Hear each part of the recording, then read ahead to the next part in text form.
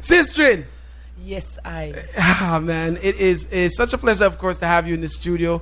From time to time, we definitely go back to some of your early music and give it a vibe here on Soundchat Radio, man. And you know, the audience is always so impressed and overwhelmed with what you do and what you say in your music. And I think I wanted to start off this vibe with you, with just talking to you about the inspiration behind the lyrics and making of the music and so forth and so forth. So tell us a little bit about Janai.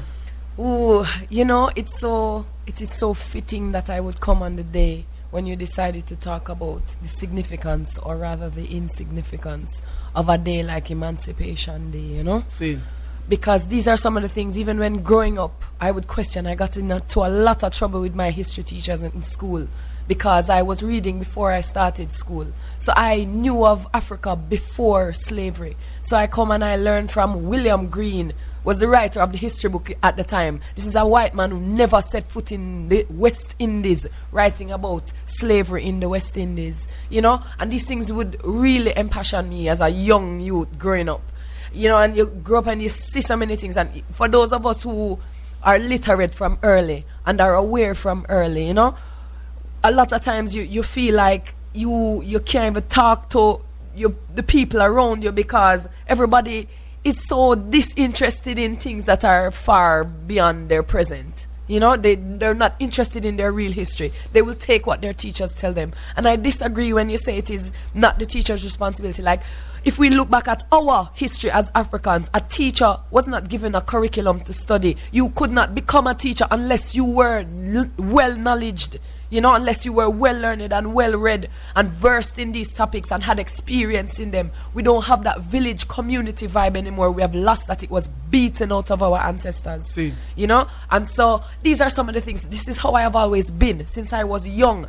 So it was natural for I to say, yo, if I go and do music, you know, I can talk about the things that I know, that I feel. I can't go now jump up into this and say I got an entertainer, you see? So I might not be the most popular because I talk these things, but this is where my passion lies, and so this is what I have to be true to, you see me? So this is where we are now. So how, and you said that you may not be the most popular, but you talk the things that you feel. We often say here at Soundchat Radio that we don't get enough of that anymore in the music. We don't get enough, you know. Yes, we have the artists that hail the king and, you know, give the respect to where the respect is due, but the message that we once had in reggae, true, it's not there. You know, once upon a time something could be going on in a village cross town, and through the music is how we heard about it, and because of that hearing of it and that, you know, that awareness that was given to us through a song, we became more rebellious connected, towards that stuff and connected to it. You're talking about the history, you know, you're talking about smoke signals and drum sounds, you know. Remember, said the drum at one point was illegal, you know, because they understood the powers of the drum back in the day, you know.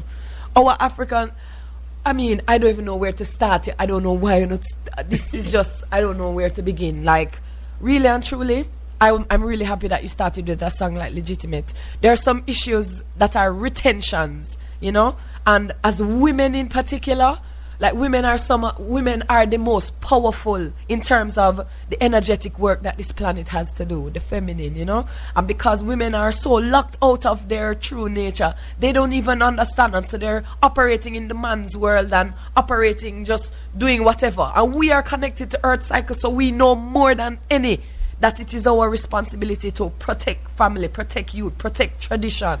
You know, when you see there was a law here in the, I don't know if it's the US alone, probably in Europe as well. But when there were, because I remember saying, no, black people is not slavery bring black people over here into the West, you know. Africans migrated from Africa. The Moors is black people civilized the earth, you know, and teach every other race about civilization, you know. I remember that those who went into Africa learned from Africa and then burnt the evidence, you know. Remember, it's them blast off the faces in Africa, you know. So they all know. And they perpetrated the most evil and heinous thing on our ancestors, taking Africans out of Africa and bringing them and calling them slaves. Slavery is a word given to us by our oppressors. We don't have to claim the word slavery. We don't have to claim emancipation. When you look at the word like that, you are speaking from a perspective that is not yours. Your experience is that you were taken from Africa and brought here. This is not your place. You are in exile.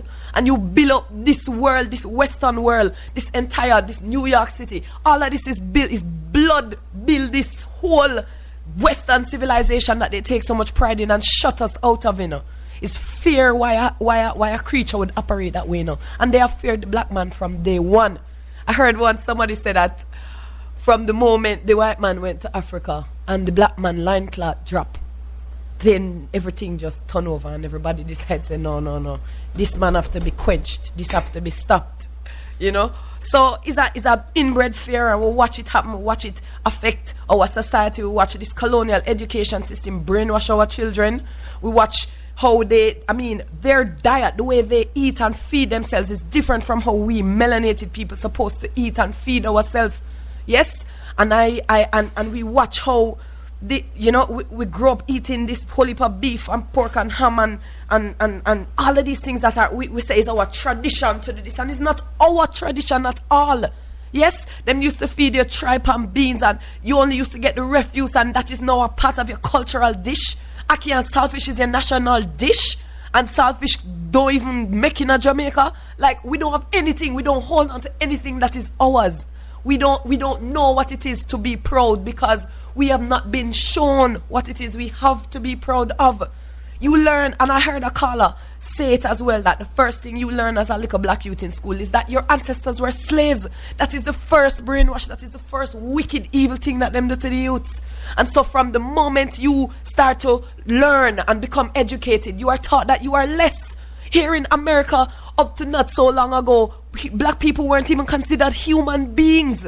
You see me? So when we are now talking about emancipation, I do think it is important that we remember this day because of the audacity of these people to think that they could emancipate us. Because if you read other versions of history, you realize that they didn't really have much of a choice here, because it was really getting out of control.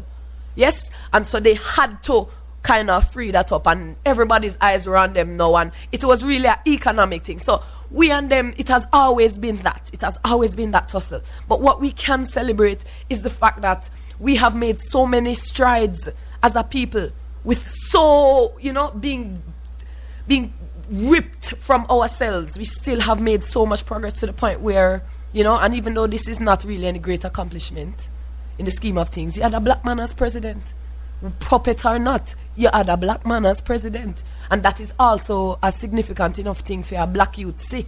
So we just have to try balance it right now in the now, because when we talk about the history and getting passion, it is not for us to now say violence, we're gonna kill people. You see me? It's for us to look at our history, be proud of it, and remember ourselves. And when we remember ourselves and tap into it and learn about our culture, learn about the things that our ancestors left and gave the world, understand why is there a pyramid, what were those things, what did they mean. Now everybody's on this Illuminati thing and nobody knows what it means to be illuminated. We hear about Freemasonry, we don't understand that our people are the first Masons. We are ignorant and we are arrogant with it too, so you can't tell nobody nothing. You see me? So right now I want you to go read some book, and if them don't know, you can take my email address. I have hundreds of books I can share on PDF as well, the ones them need to know them history.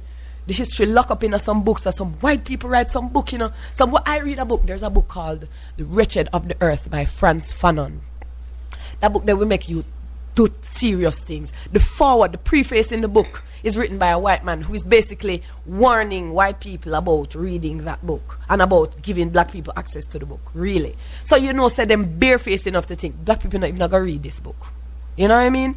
So when we look at this context now, when we listen and we talk about emancipation, yeah man, remember these things. But we don't need to celebrate it as an Emancipation Day. Maybe we need to change the name and reclaim it and call it something else. Yes? Find something that emotes what it is, Something that really is better descriptive of what really took place. Yes, I. She's in the building, of course, Janine, very passionate about what she believes in, and we're also going to be talking about her passion for her music. Turn it up.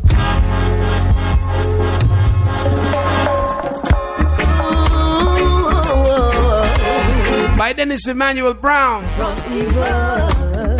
Now I know that a lot of the artists came together to do this album with honoring the works and life of Dennis Brown.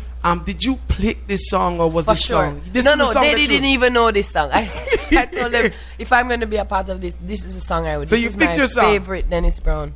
Wow. Many people don't even know this song, but this is one of Dennis Brown more fiery tune, and I really love it. Chino Smith played the bass line on this, so he's the first one who let me hear this song, and it just stuck with me. Let's speak about your musical culture, like the people that you looked up to in reggae and so forth. Who are some of those people for you?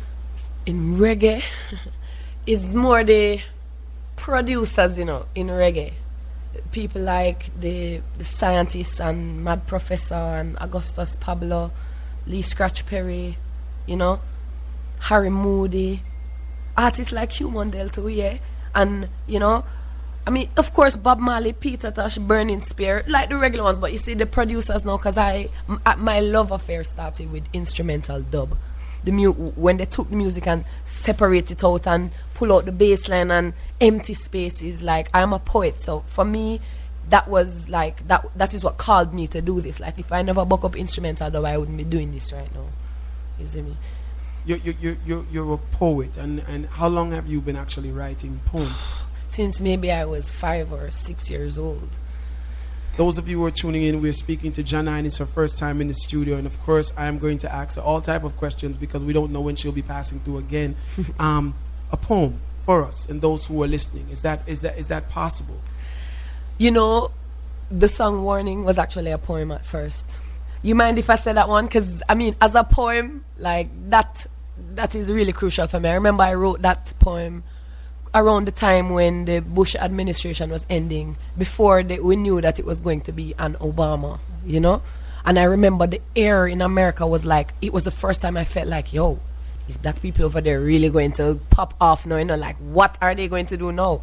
And then Obama and everybody gets off again. But so the poem is, watch the language that you use. Ensure our comprehension with the words that you choose. Simplify your statements or attention you will lose unless you are intentionally trying to confuse. Because I refuse to sit back and watch you hold the people down in your top positions while the rest are drowned. Because in the sentence of creation, all you are is just a noun. But we're the verbs, the action words that put the power to the sound. And that's way beyond profound. Because when the wealth is for the few, they feel that there is no one they should have to answer to. So the things that they will say are not the things that they will do. And even after all the talk, the people still don't have a clue. But at least this much is true. Information is the key. Yes, knowledge is the only way the people will be free. So it isn't just a choice, it's a responsibility to keep aware so you can judge if what they say is what you see. Yeah. Wow. 718-554-8598. Janine is in the building. Some very strong and serious words. We're speaking to her about her career. We haven't even gotten to our project of yet, because before we introduce the project here on Soundchat Radio, I want you to feel the passion that she feels every time she recites a poem, every time she hears one of her songs being played in the studio, every time she just thinks of a lyric. Talk to us a little bit more about Janine. You know what I mean? Because I'm not sure if all of our listeners are familiar with your craft and your input in the culture. Wow. About I think it's really simple, I was raised as a pastor's daughter. My father was a Baptist pastor in Trelawney. Anybody who know about Trelawney, like, that's where all of the free villages started. The Baptist church was a revolutionary movement in that time.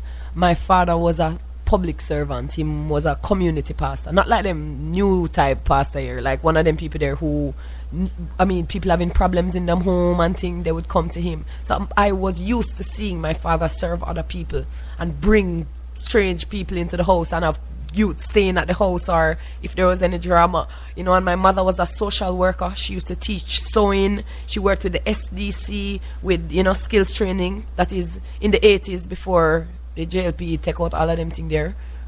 So they were servants. So I grew up knowing and learning that serving people is the highest thing, And as I grew, I was in a pretty sheltered environment. So I never even know about dancehall and the sound culture. And it's when I'm much, much older that I start to learn about that part of my Jamaican culture.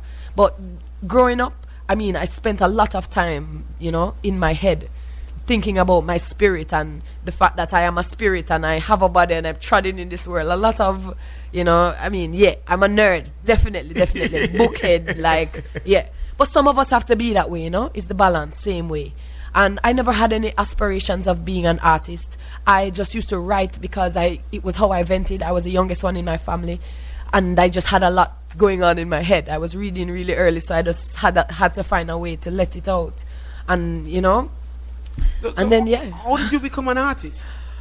Well, later in life, like when I was in university, I started to share my work more often now because I went to an all-girls high school.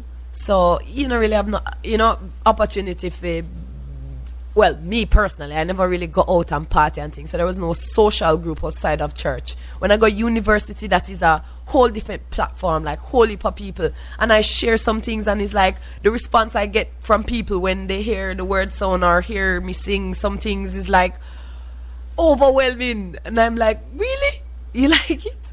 And it was kind of a pull factor, you know, just sharing more and more. And then after I finished university, I worked in corporate for a while. And I was still kind of always doing the music and always writing and always kind of dabbling in it as something just for my own therapy. And then I realized corporate wasn't going to be my thing. I kind of always knew. And then when I finally retired from corporate Jamaica, I started to delve more into the music and the creation process. And I just attracted some really, really talented musicians around me, and we were able to start working on a project with Beres Hammond, and he gave me a space to just create and, you know, countless studio hours to just experiment as well, because he heard the passion and he saw the lyrics and he wanted to be a part of it too. It's hard not to be in your presence and see the passion, you know what I mean? And definitely for those of you who don't know, Janine, she's, you know, doing absolutely well. As she says, she's not striving to be the most popular, but she's doing what she does, you know what I mean, and getting her word out there in the way that she chooses to get it out there. Do you think that your message and your music very powerful and your passion, do you feel that it is not reaching the mass as how you want it to reach them? That's a really important question, you know, because especially when I'm in Jamaica, I do this music for my people, you know, I do this music for Africa and the diaspora and South America and black people. I want them hear it and feel confident and empowered. And sometimes I feel like people aren't ready to hear a certain level of information. Right. And I feel people become very defensive sometimes when you say things because they'll take it personally. And then there's a way, it's like when you ever buck up a person that is illiterate, right? When you start to say certain things to them, you know, they become very aggressive. You know, it's a defense mechanism. So when you're talking the truth to people, sometimes they're not ready to hear that. I can go tell my sister who I love, I said to her daughter, I don't think you must do that to your hair, you know, because really and truly, if you know what they're putting in those cream and them thing, you wouldn't do it to yourself. You're going to end up with this, or you shouldn't really eat that way, you know, because, you see me, fibroids is a real thing, and I mean, so many of us are getting it, and diabetes and all of these things, you don't have to get it. It don't really run in your family, you know, it's just that you and your mother and your granny, them did eat the same thing. People don't want to hear that, you see me? So sometimes they're like, and they, you know, I mean, I got you already, and I talk truth to the youths them, and I see a liquor section, a hot girl just start clap like, yeah man, enough for she.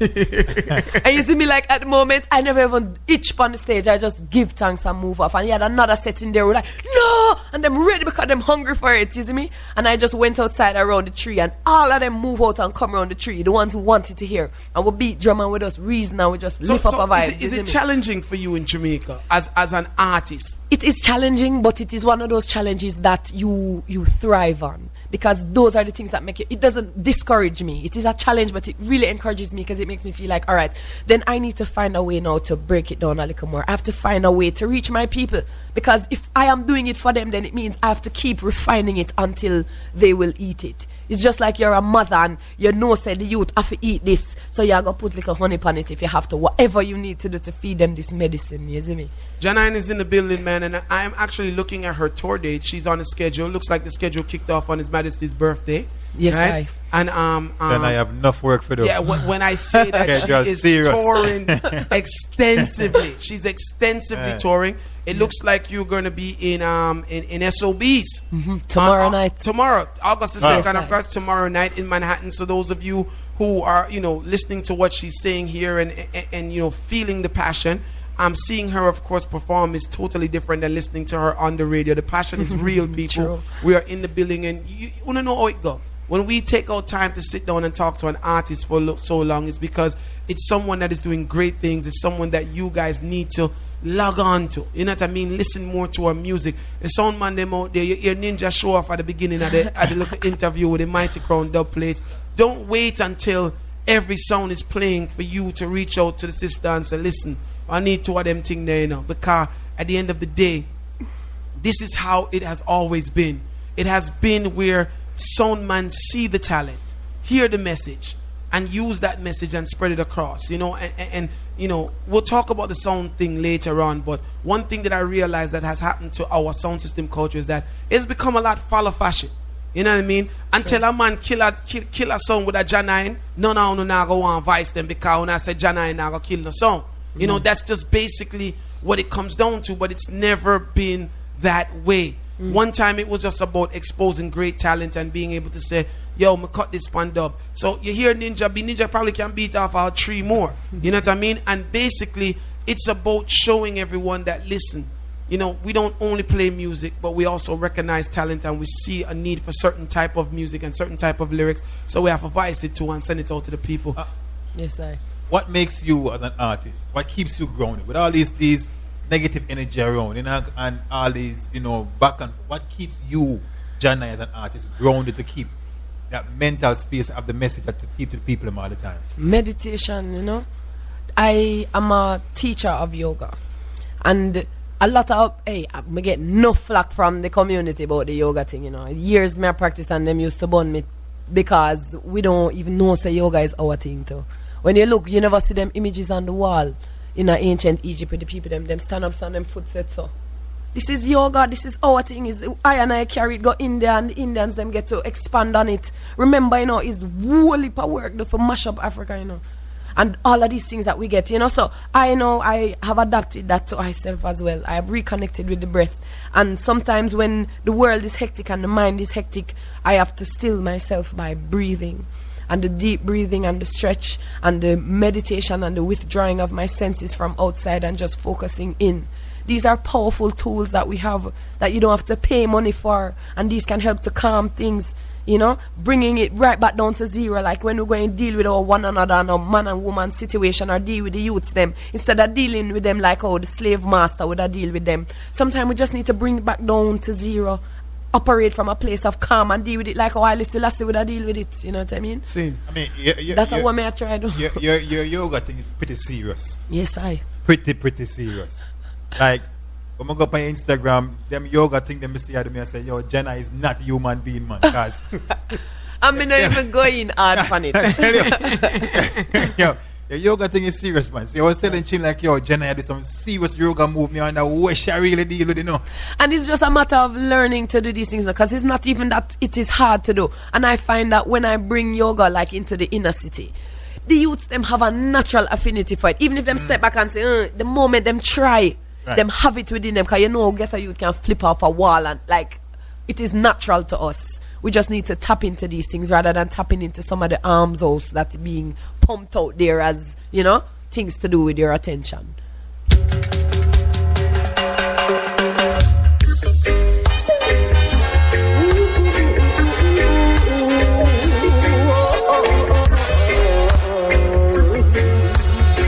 We love that one here. Jeez! Me and China debate about a song over there, Now, where Jenna really talk about. She talk about the peer. Understand? Jenna, and then she start talking about some different things tonight. So we really want understanding Jenna. We really are talk about we have a thing here, right? And you gotta excuse us. We have a thing here where, our philosophy is that sometimes we listen to the music and we dance to the music and we even sing some of the songs, but we never really stop to know what they mean, right? True. I had we had this long debate a couple of months ago where we used the Bob Marley song Kaya, and Aftungan Kaya no. And we opened the phone lines and asked everyone, what is it that Bob is talking about? What is he referring to as Kaya? And no one really knew. There was not one consensus across the board. Some people were saying he's talking about weed. Mattress. Some people have said sex. Some people said mattress. But we love the song and we love the lyrics. And we can go on and on with songs that give us this effect, you know? So your song was one of those songs that we started a little debate with amongst ourselves. We didn't do it live on air. But we're saying that, is this really about a peer or is it wordplay? Is it, you know, a sexy, seductive song that mature people like a Bob Marley and mature lyricists would say, you know what I mean? Hola one, yeah. I mean, are you sure you want to know? Because sometimes when you find out, you know, you're disappointed. Like, I bet I never ask, you know. Sure, it was boring. This song, alright, so I may not look it, but like I am a serious foodie. Like I really love my belly, right? So this song, I wrote the hook, the first hook, avocado, I love my avocado, at my breakfast table. Yes, I got my first avocado of the season in 2012 or 13. Yes, 2012. And it's one of them big jumbo Jamaican pear the way if you cut off the top, you can't eat it with spoon because the seeds, they're so far back and it yellow and it not too wet and it not too dry. Perfect pear. And I had that slice on my plate with my greens and my boiled banana. And the first bite I put in my mouth, I just start. You know, when food sweet, I just... And that was the moment. That is where it was conceived. And I really enjoyed the vibe. And at the time I was working on the New Name album, I didn't write it as an album song. I wrote it because I was just starting to learn about the whole sound clash culture and the 80s reggae where them talking about Coca-Cola back shape and this girl up that and you know, the competitive vibe they put into the woman thing. And you know, Rory was teaching me wholly about that too, because I was just kind of new to that kind of vibe. Shouts to Rory. Yes, shouts to Rory. And I just decided, all right, I'm going to build a song, but I'm going to build one of them songs that we're going to trouble the man them too, because them trouble me because I don't have no Coca-Cola back shape. I am not a browning. I cannot relate to none of the song them. So watch me and them. And I just made up, you know, I made it a fun song. Right. And just like me I talk about, you know, you still find a way to put in the right messages. Because we make sure we not promote materialism. We promote holistic thing. We say we want a man who's strong and can defend us and can plant and who can cook and, you know what I mean? But that's unfair though. Because what I'm telling man them we can plant and can defend it. What them not get no? Boy, no, them boy, I don't know it. I don't know. Big up to Blunt Posse Ajax. He just says, big up my Empress avocado for me. Yes, I. Now listen, avocado is one of those songs that you know we feel it, and if you say you did it for trouble the man, then well, you're trouble with. You know what I mean? Because we love the song, and it shows a different style. True. You know, for you. True. Sometimes the messages are very strong and very upfront, and then this one was more like a fun thing where I said, she really a talk about Pure Ninja, she a talk about something else. And it's very catchy. It was really good on the avocado. Me love my avocado. So definitely, you know what I mean? You're doing great music and we have to thank you for it. There, you know, it's refreshing that we have now a woman, right? There are women in the industry, but you know, as we get a chance to talk to many of you, we have to congratulate you on the, cause we know it's not easy. We know it's the struggle rough, especially the angle where you're taking it from. You're not selling sex and you're not selling image, you just sell lyrics and music and, you know, vibrant education then. Call your life. Yo, chill, Wagwan. Wagwan, talk to me. Janine is in the building. Yo, Janine, Empress. Look at yourself. Blessed love. Give thanks. Me say, Janine, I mean, you're so powerful, right? And I mean, you were so right that people need to read. Yes, sir. I mean, I remember last year you did an interview and you recommended a book called The Master Key. Yes. And same time I go for Amazon. I'm going to go for Amazon and order a book there. And I tell you, say, right now, Janine, I tell you, say, yo, life respect changing. for that, you know. Yes, I. Yo, Ninja. Yes, sir. Please, steam us a bubble, please. Yo, easy. All right, listen. Blessed love. 718-554-8598. Those of you who are listening to our conversation right now, different type of sound chat today because we have a special guest Empress in studio. in the building. Big up, of course, the fat man from VP. Earlier I said, say more time when I get the girl and for pass through, fat man come in and say, yo, watch it, enough girl, me come bring her this through there, so where I say shit. But it's true, you know what I mean? But, we were extra excited, of course, for you, Janine, because it's just a different reasoning, you know what I mean? Yes, the reasoning what we have with the eye is like we would have amongst the man then. Yes. I love that, you know what I mean? Where a woman can get another reasoning to one and express herself while the ones listen and know, say, you know what I mean? The struggle that come from two sides. Balance. You know what I mean? It's a balance struggle. It's good to hear your passion when it comes to life itself and music itself. It's always good to hear a woman's perspective or passion she's and you're full of passion. 718-554-8598. Janine is in the building, people. She's passing through New York City. She's gonna be in SOBs tomorrow. Listen, I'm looking at her tour schedule. Right, the tour kicked off. His Majesty's birthday, July 23rd, and it stems all the way into November, September. You know what I mean? It's a good vibe. You know what I mean? So there are people that is feeling the energy and feeling the music. And one of the things that she said that I will take from the conversation with you tonight is the fact that you're not run down the thing. You know what I mean? You don't need to be the most popular. You just need that message that you feel the youths them need for have. You just need that message that to get out there. And sometimes when you do the music from that place, greater things come. True. You know what I mean? And I think that a lot of our early forerunners of the culture did the music for that. Because they felt that the generation and the population had to be educated on what was going on at the time. And there was no money to be had. So there were no distractions from that. It's just passion. And they were really feeling it. Like them time that them a kill Rastaman. So when you hear a man sing about Rastafari and not up him head, it's not a fad thing. You see me? It's when you hear Burning Spear voice. Them things that come from a real places when you hear the man them a sing out. You see me? You know hear music like that again. So we're trying to bring that. Trying to bring it back. Call your live. Hello, Chin. Yes, sir. How you doing, boss? I want to make a quick comment. Yeah, man, go ahead. And this is about emancipation. Mm-hmm. And I agree with you that we shouldn't celebrate the Emancipation Proclamation. Let me turn on radio show. Turn on radio. Yeah. And look, a lot of people gave credit to the European for the slave trade. But if you read Deuteronomy 28, it will tell you that because we did not keep the covenant of God, God put we in bondage and slave.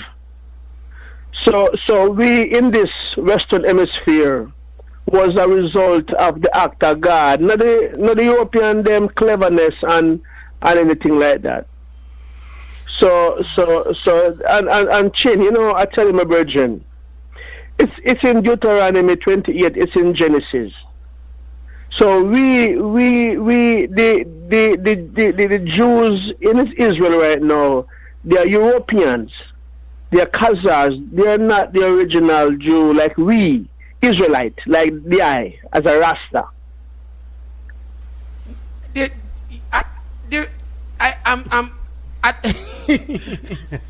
And here's why I'm stammering, because I don't fully share your thoughts then, or your sentiments. Yes, I don't fully share your sentiments. You caught me with the last half with the Jews and so forth, but I don't think this was something that we should look on as God enslaved the black man, and that seems to be what you're saying to me. Is like, our sins on earth was so bad that we were enslaved by God. This is something that was ordained from biblical times. Janine wants to speak now, so I will let her, attack your statement. And it's not attacking, brother. It's not attacking. I grew up in the church and I grew up with Bible, And it's only much later in my life that I understood what the Bible was. And I understood how to read it from the first word in the Bible till the last word to understand the story, so that I could see what was truth of it. But you have to remember who put those words together. You also have to remember where those words were originally taken from. So the Bible, which is a few thousand years old, was taken from texts that are thousands, much, tens of thousands of years old. This is knowledge from ancient Kemet, from ancient Kush, that has been put together by Europe and presented to us as the Holy Gospel. Now, while there is truth to be had from it, I get a lot of flack from this, especially from certain ones in the community, but we have to be prepared to release some of the things that are not ours and that are not true. There is no God outside of yourself looking down on you and judging you. God is within you. God is what you manifest when you act in your highest capacity of your spirit. There is nobody. You look at the African way of spirituality and you realize God is a part of your spirit. You are a spirit. We are all a part of the same organism, this whole life that exists, each of us, the perception of us being individual people. That is just a polarity consciousness that we have now because we are in this fallen state. When the Bible uses certain code words, those who are knowledgeable of other sacred texts will understand it. But those who don't have certain knowledge and all them have is the little Bible that them slave master give them, they will get caught up in it, and it is so easy to just pull one verse of scripture out of the Bible and say, listen to that justifies that. That is not our way. We were not taught that. We were taught differently. And we are so far removed from our culture that we can make things come out of our mouth like God would put us in slavery. No, my brother. I don't take that. Call you live. Chin. Yes, sir. Yeah, man. Early on me, she said, boy, I look at you, the first thing you got school and teach them about in parents was slave and all of them things. I want to tell you that good enough, because majority of them youth nowadays, they don't even know nothing where the poor father come from or look about slave. So, for you get that for the first day, I feel it's a good thing that. I don't, my brother, and I love you, because you know why? You want your youths to know them history. But I want to put it to you that suppose the first thing that your youth learn was that his forefathers, his ancestors were kings and queens who were able to build a machine that was able to transport and move huge objects with electromagnetic energy. Suppose it's that him did learn first. Suppose him did learn that the golden mean. But we learn it's true. No, it is not true. I don't lie. I don't know false them put in our head. It's false them put in our head, my love. I love you know of that straight up. No, I would have loved him. Say I feel like say I have not got tell you them too much about the slavery thing. I have got start the information so far, so in depth into them real and true history that by the time it reached slavery, it looked like it's just a slight interruption in what is really African history. Mutabaruka said that slavery is not African history. Slavery is European history. Yes, African history, that is just a slight interruption in African history, my beloved brother. Call here live. Yeah, Chin, I mean, I have to disagree with two of you call of them, because I don't know which part of their mindset. I mean, one call and not justify the Bible, it's like justifying slavery. And the brother we called a while ago with people, it's good to know where your forefathers coming from during slavery. That is utterly wrong, because my question is, what was black people doing before slavery? They would have us believe we were up in trees. Yes? Killing one another and licking people over the head with baton. That is what they want us to believe. I see a brother talking about Hebrew, Israelite, and all of these things.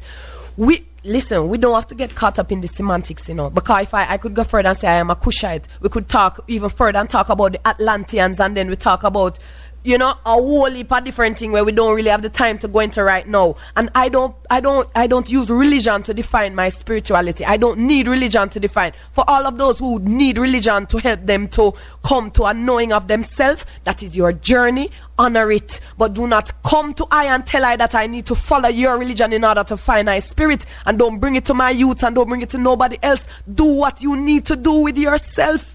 Yes, this judgment thing that we have, taking on other people's religion and taking on and defending it before you defend truth and rights. Yes, I respect the Hebrew Israelite them. I have some ones in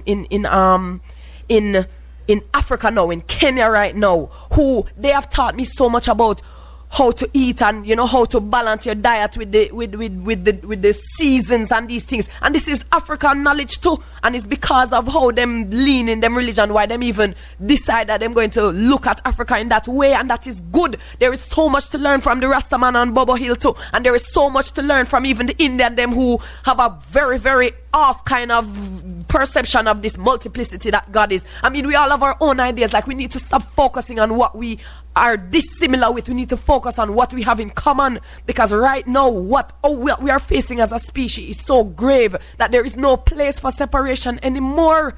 We have to even start look for ourselves and stop proving black and white. His Majesty cite these things, His Majesty was all inclusive to every religion and every nation, and His Majesty say, until we become members of a new race, or in our allegiance, not to nations, but to each other in this human race. Until then, there will be war, because there will always be a reason for me shout after you and you shout after me. We need to come out of that. And I, as a woman, said that because I carry womb, so I carry a different level of understanding that if I tap into it, I don't have to even read no book. So right now, I just want the sister them know, say, yeah, man, you see when the baby up on your breasts, you just put some good words in them brain and just make sure, say, you season them properly and prepare them for what is to come.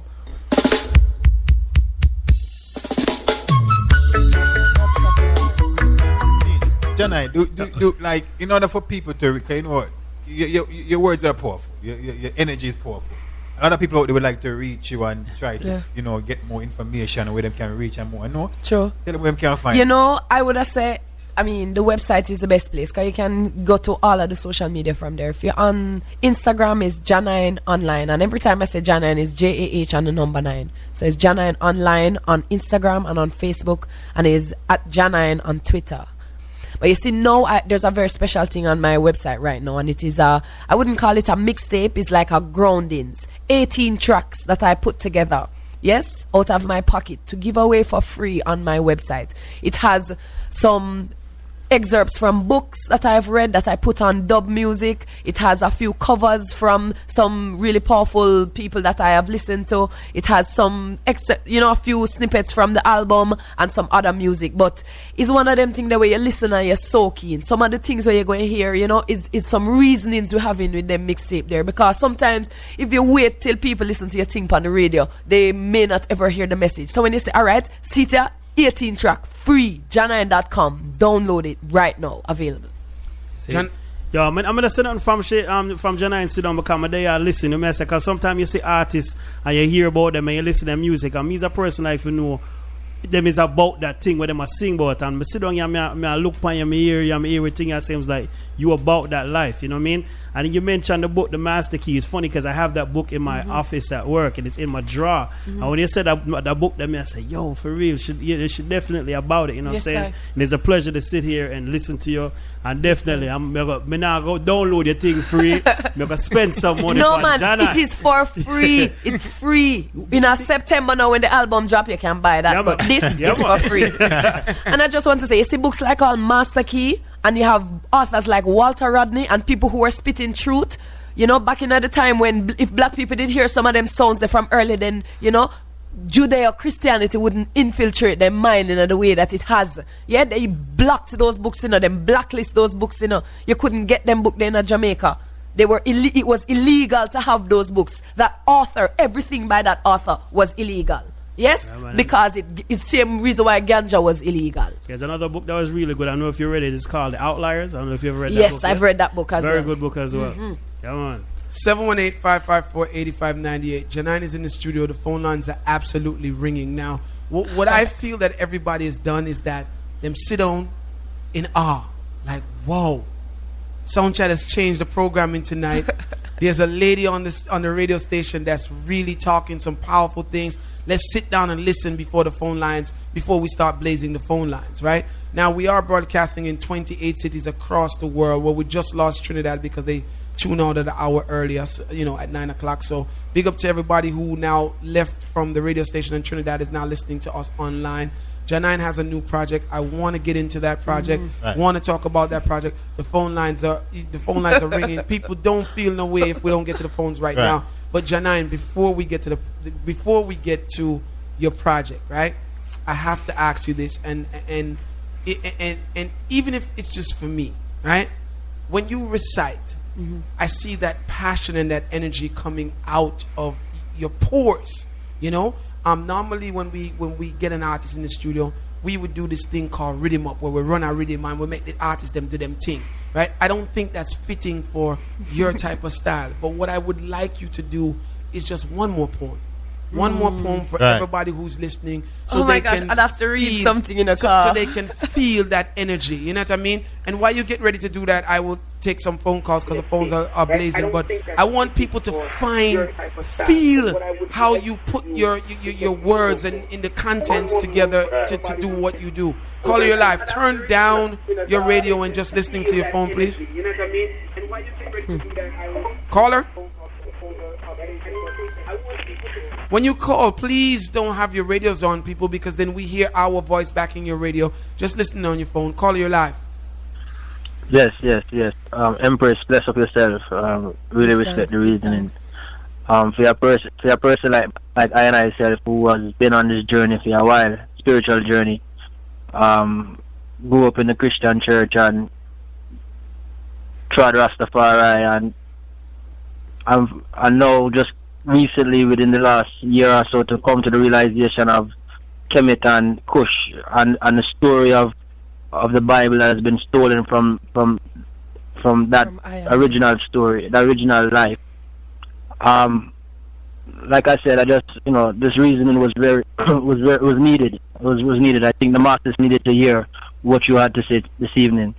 And I don't know if you had the opportunity to do any music with or even meet Vaughn Benjamin from Midnight Band, but I think you guys together would do some great works as far as spiritual music.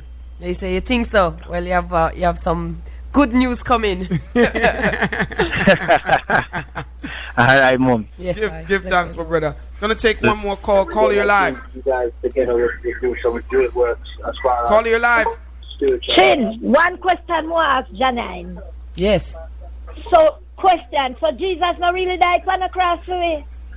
Oh gosh, you see this Jesus thing now?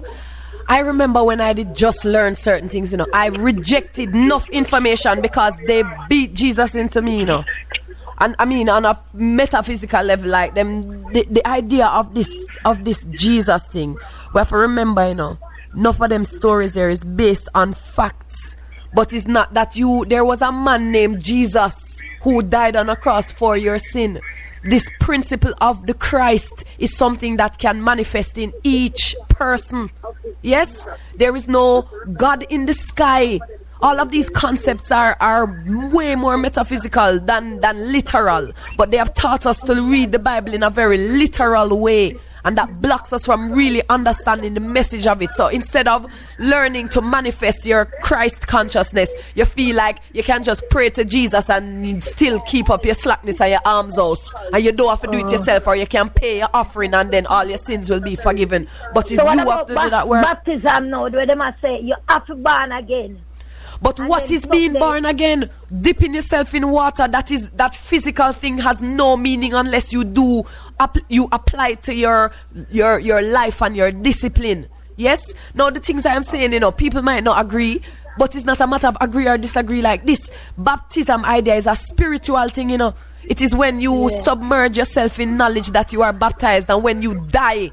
And it's not a physical death. It's when, as the brethren who called before say, you unlearn some of the things that you've learned before to make space for the truth to manifest. So Christ is a very, very important concept for you to learn and identify with, so that you can strive to become like him, not so that you can worship him outside of yourself, so that you can become him.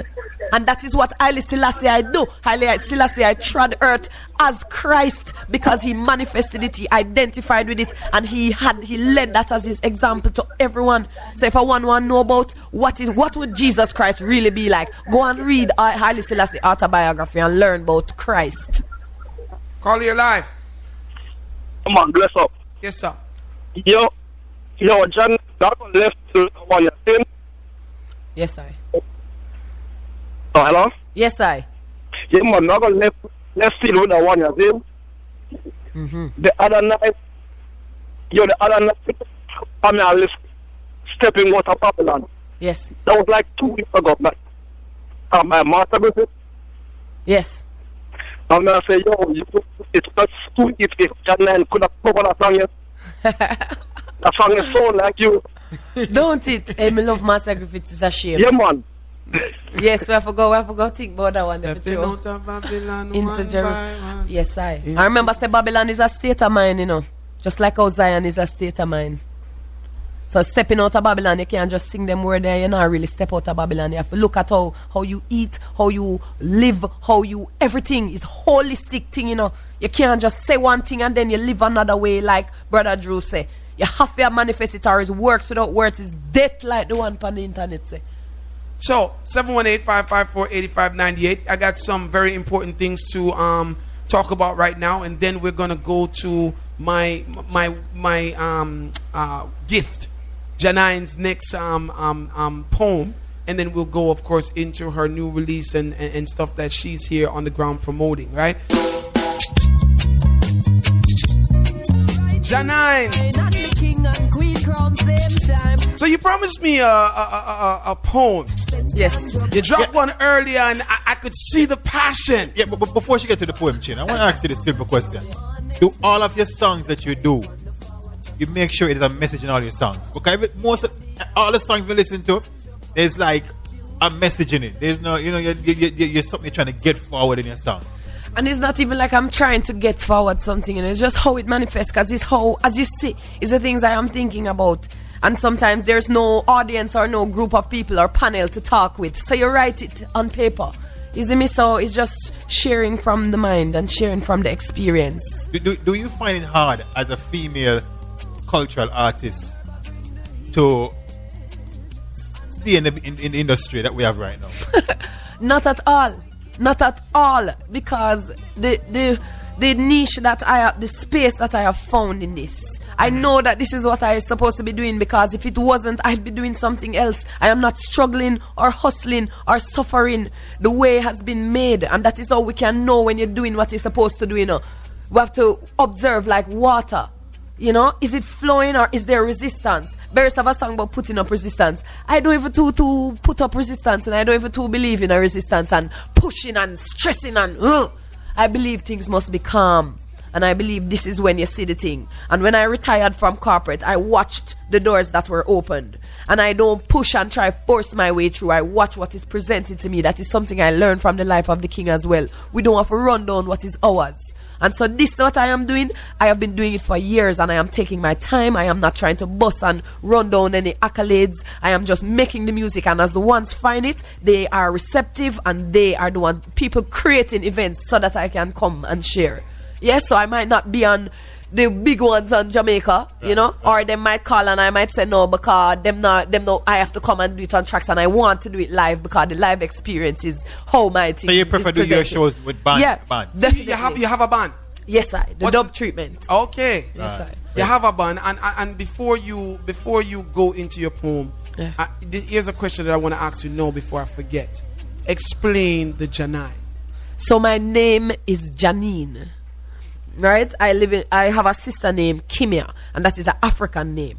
And then I born now, I am the blackest one in my family, and them give me one French name, Janine. So I know, you know, wanted something African. And I can't change my name, but I found the number 9 represented right there in my name. It's spelled Janine. So my uncle started calling me Janine, and I relate to that. So I hold the 9 now and find meaning in it on many levels, mathematical, metaphysical, and I see how 9 manifests in our life. Because you know, when you concentrate on number, you see it and you see how it manifests. So yeah, so Janine is actually my name. You see me? How does it? What's the name of the forthcoming album in September? 9. Yeah. And then I saw something that I think it was like 6021, something like that. 2016. 2016. Okay. And this is the year of 9, because 2 + 1 + 6 is equal to 9. So this is the year of 9. This is not me make that up. Once can go look that up. Isn't it? Yeah. And we're releasing the album on the 9th day of the 9th month in the year of 9. And your name is Janine. And I named 9 too. So, share with us the beautiful poem that you have. All right, so this is not one of them rhymey dub poems. Right. This is to give you an idea. Sometimes when I go off in my brain and I just feel like writing. I wrote this on March 20th in 2013. A perm becomes the closest thing to initiation, the most significant ritual in the life of a young black girl. Exiled in the West, born perfect, then made to forget. Deep-rooted in earth, but foreign to world. Longing for community, she falls prey to the pressure of illusory standards of beauty. And sisterhood disconnected from elders, ancestors, spirit, purpose. Made to loathe her divine connect to moon, cycle, powers, mystery, adopting a history not her own, becoming a clone, walking dead, preparation for victimhood, use by men who know not, abuse by them who go not with love and overstanding, handing our daughters over to be the spoils, reflection of a broken connection. No more, no door closed can be so for long, for the youth is strong, the life is long, eternal, and always finds its way, no matter how far we stray. Every perceived obstacle is a chance to surrender, to shed, grow light, to know right will overcome might with the dawning of each new day. It is the potential for her to say, with the role her actions play, I know 'cause I am woman. To limit her is death. To embrace her is life, as mother, daughter, sister, wife. Ending strife with balance, ending fear, acknowledging the oneness we share, the unity from which I prepare. Heart, mind, body, spirit, soul, reclaiming control from them, surrendering to him, restoring confidence so we may begin knowing. Yeah. Refreshing. And of course, powerful words from Janine. She's in the building. Those of you who are just tuning in now, the chat room, Lady Ann just called me on my personal phone, right? And she says to me, Janine can't come out of the studio without the rhythm up chin. Now do that. Yes. Right? Now, the chat room is saying Janine have to do rhythm up. Right? I'm a tough fuck. Everybody in the chat room said Janine have to do rhythm up. Let's put rhythm up right. Yeah, rhythm up. For the ones that do rhythm up. Let Janine know say you want her to do rhythm up. Just put so rhythm up. Rhythm up. Big up to everybody, of course, when in the the whole chat room. screen go rhythm up, then she can get you rhythm up. She has a new project, of course, coming out. Some new songs. The album is going to be released. Janine, it's going to be released in September 9th, of course, in the year of the 9. Yes, I. And her name is Janine. Look at the whole screen in the chat room now. It's saying rhythm up, rhythm up, rhythm up, rhythm up. Big up to everybody, of course, in the chat room that keeps the energy going each and every Monday, Tuesday, and Friday. Janine is in the building, so it's a special thing. I mean, no enough on to say, boy, change the program, but it's nice seeing way. Big up to Junior P, Soul Supreme. Big up to Earth Ruler, Scorpion. Big up to Blunt Posse, of course, Ajax. All of the sound man, them have it locking. Shouts to everybody in the Sound Chat WhatsApp group that's talking about Janine right now, because I'm seeing her post up one of the books them that she's recommended to read. Let me just go back so I can know exactly what book that was. Posted up a book. The book is called The Redricks on Earth. The Wretched of Earth. Right? So it's now circulating through social media and our WhatsApp stuff. Nice. So at least people are feeling that vibe. So 718-554-8598 is the number in studio, of course. Big up to everybody. Big up to Fat Man VP for giving us the honor and the pleasure of being able to present Janine to our listening audience on a Monday, the international audience on a Monday. I hope you guys enjoyed the show, and it's not over yet because we're about to give her the ultimate test, the test that we give every artist that steps through the door, the test that we call Rhythm Up. This is what easy for her because she part of the worry. Man, they're a veteran of the music, so it should be easy. You know what I mean? So, Jenna, you ready? Here we go. All right, cool. Look us see. Give me a moment. Let me figure. Okay.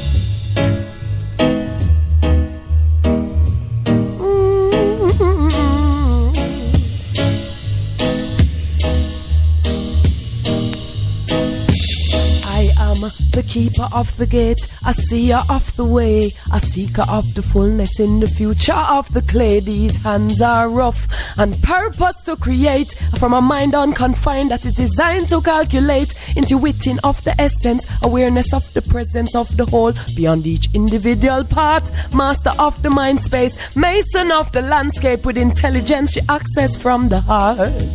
A spiritual woman is the greatest threat to the status quo.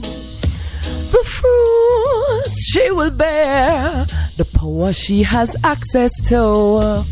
The world and all perception are simply too subjective. They cannot quench the yearning for the truth. The end. Jeez. Let's talk about the projects now, man. Let's talk about the current projects that you have. You have 2 singles, right? Yes. 2 singles. It's on your mixtape, right? You said that it's Humble for free. Me. Yes. Mixtape full for free. You see me? Janine.com. Janine.com. Go to that site and you will see the tab that says 9mm. Click it, download, and then make a reason. And it's for free. So let's go to Humble Me. Yeah. Right? Talk to, now, Janine, we're going to turn your power with Rory. Right? Yes, so we are turning you in a selector right now. See? Once upon a time, Rory was the king of dancehall. He's still the king of dancehall. Right? And he says, reaching out. Oh my gosh. This next one is about you. So we can't do that. Me have to be myself. So me gotta do my thing. Intro that thing, yeah. So right now, this tune is a tune called Humble Me. For all of the ones who are so full of knowledge in their head, sometimes you have to remember, say, the more you learn, is the more you realize, say, you don't know nothing. Yes? So right now, humility we ask for. Humble me more and more. Keep it up.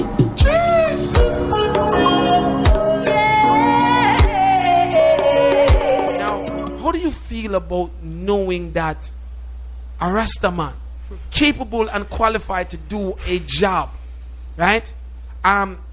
He has no accident records, so as reported, right? He's been doing his job, serving that company well, and know he's lost his job. And the Rastaman is he's crying foul, but at the end of the day, he's saying that him have a look at youth on the way, and him don't have no job. And the reason why I'm losing job is not because of his capabilities of his performance. It is just because a company, monetary reasons. Colonialism, you know? Same bossy slave behavior, you know?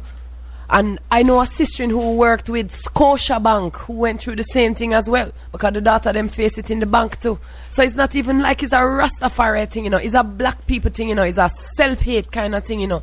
Because a lot of these companies, it's black people in the companies perpetrating them thing against them one another, you know. Just like when they used to have the overseer, you know, who master give the whip to beat him own kind. And him would have wickeder to him own kind than even master sometimes. And this is what we face now in post-colonial Jamaica. Yes, where you have certain bossy slaves who don't believe that you're supposed to look like an African because they have been made to hate themselves. Right? And they would have cream out them hair until the hair peel out of them head before them make like a natural hair showing at the front of them head. Them despise themselves. And then you have brethren who feel like if you're not clean shaven and you don't hide your natural spirals which you put in your you know what I mean? It is an offense. It's almost like natural hair is an offense. So it's not even just locks on your head. You know what I mean? Because anybody can wear locks. You don't have to be Rasta now. You know, but it's a thing say to look like an African. When I got Kenya, it's the same thing the African them saying. They say they don't want anything from the government other than the opportunity to just be themselves, to wear them traditional clothes and don't feel no way. Since you said that apartheid is over, why can't I dress like an African? I don't want to put on your European clothes. You understand? And we are facing this because the thing is real. There is no emancipation or independence. All of these are economic and socio-political terms that are used to keep black people quiet so that them can feel good about spending their money with other people who are outside of their, you know? I want to get, sorry to cut you, Ninja. I want to get some of you, after Ninja makes his comment, I want to get some of you involved, even those of you in the room involved in this conversation. Now, there's different ways to look at it, and you guys know how me talk on the radio. In an effort of having a good conversation, we have to look at things from different perspectives, because that's what a good conversation is, right? Should this gentleman being a Rastafarian, knowing that he needs this job because he has a youth on the way, should he comply with the cutting of his hair and, you know, in order to be able to put food on his table to feed his child? Or do you think he made a stupid decision by saying no and walking away, and now he has a kid on the way without any job, and he had a good job? Or do you look at it and applaud this gentleman and say, listen, the man not do nothing wrong, the man is qualified for the job, and they can't tell him, you know, what to believe in and how to, you know, how to look, so to speak. You know what I mean? So those of you weigh in. Janine is in the building. Of course, Janine and I and everyone in here is gonna, you know, we're gonna talk to you guys about this, and I think this is a great way to close the show. We're speaking about Emancipation Day at the beginning of the show, which is supposed to be the freedom of certain things, right? But yet and still we see in Jamaica, this is what I would call modern day discrimination. You know what I mean? Because even in America, bus drivers and UPS drivers and drivers have locks now. The other day, it was really surprising to me, and I gotta share this with you guys. You know, I gave my passport in at the, you know, you going through immigration, I'm gonna give my passport, and I don't know, sometimes I just feel like the computer is just made after certain times for the send you going out of the room. So I went into the room, you know, we nickname it the bad boy room in the entertainment world, right?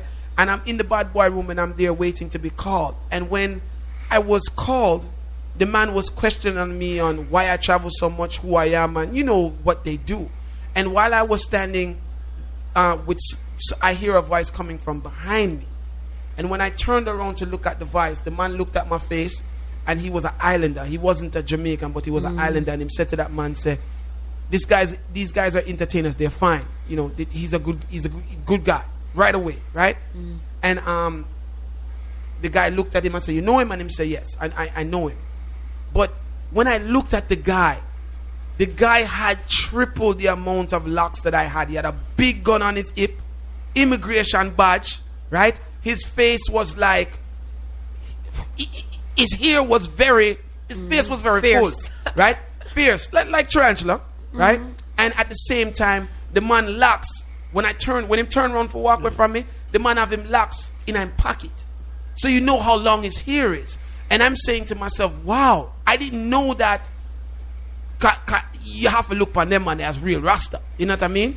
Or you would assume, you know what I mean? I say, oh, I never know so them on a certain things now in at certain places. So this man is working for the government, and him have this head full of locks, and him have precepts and everything.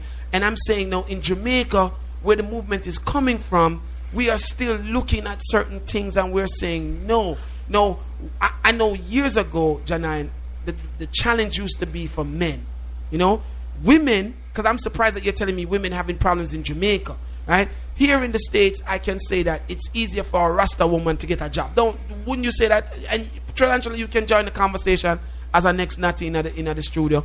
But it's always been easier based on my observation for a woman with locks, because, you know, so I always was under the understanding that the problem with the man them came from the precepts. You know what I mean? That's what I thought it was. You know what I mean? But now we look at what's going on in Jamaica, and this gentleman just basically losing work because of him precepts.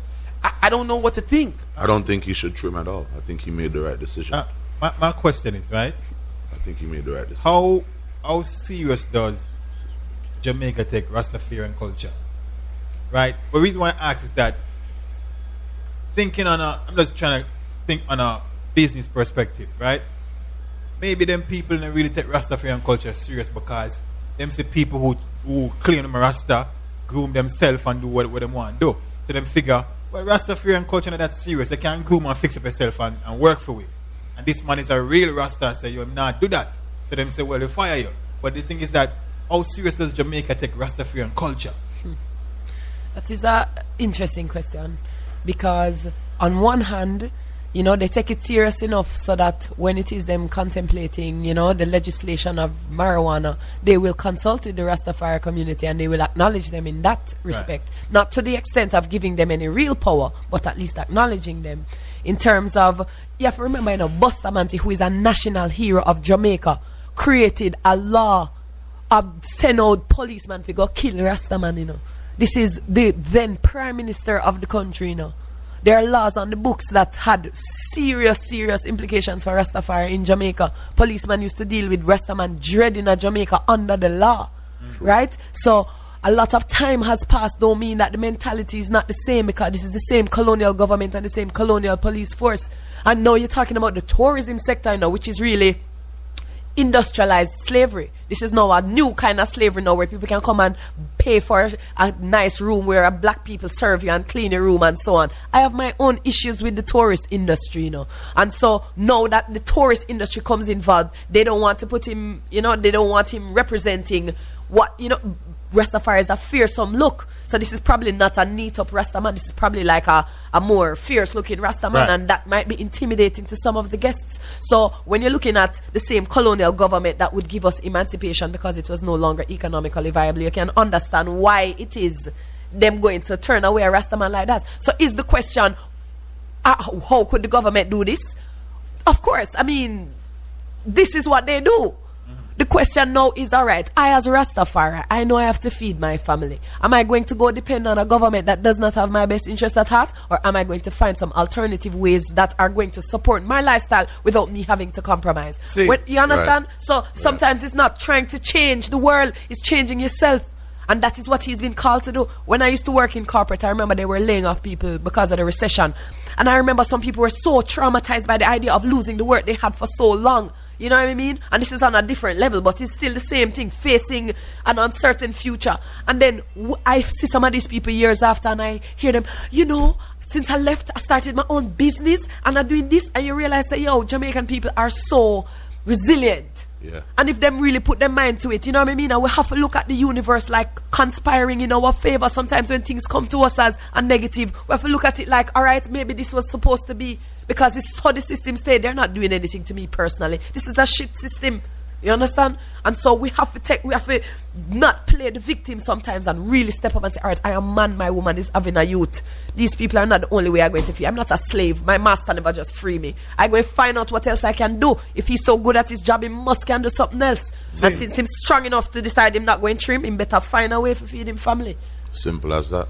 The funny thing about it is that you will have, you know, hotels and different companies like that.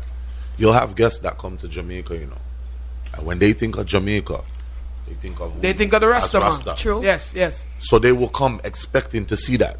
You know what I mean? So to take that approach and say, well, we want our people to have a certain look working for us. You have guests that are coming expecting to see that.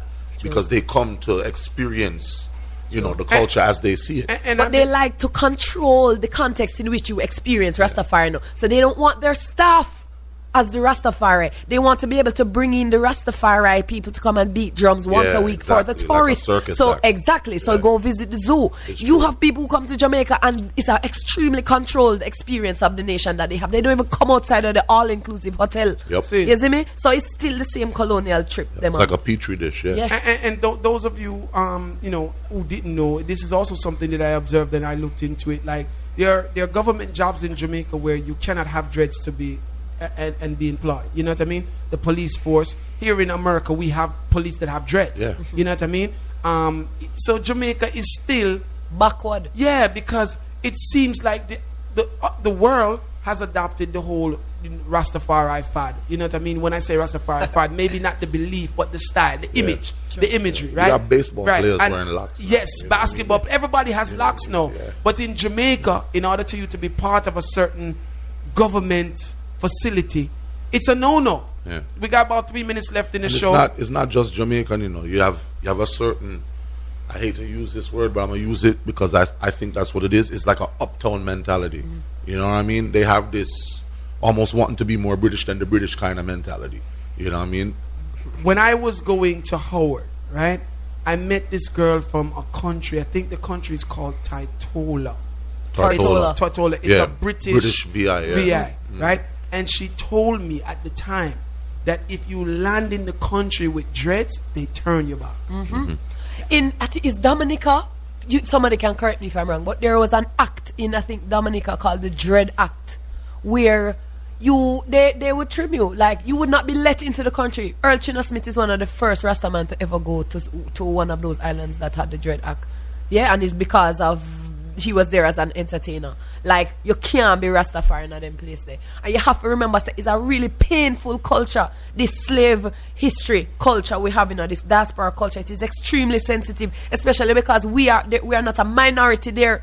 And so the black people who have sacrificed their souls to fit in with the colonial regime, they don't want to see you. It's not even white people, it's your own black brother and sister don't want to see you because you remind them of themselves. Yeah. And that is true. The American VI used to be like that too until about 97, 98. A lot of them recently, very recently Sizzler changed. bus, it was just like, it's like a bomb went off. You know? So of course I All our gotta Rasta remind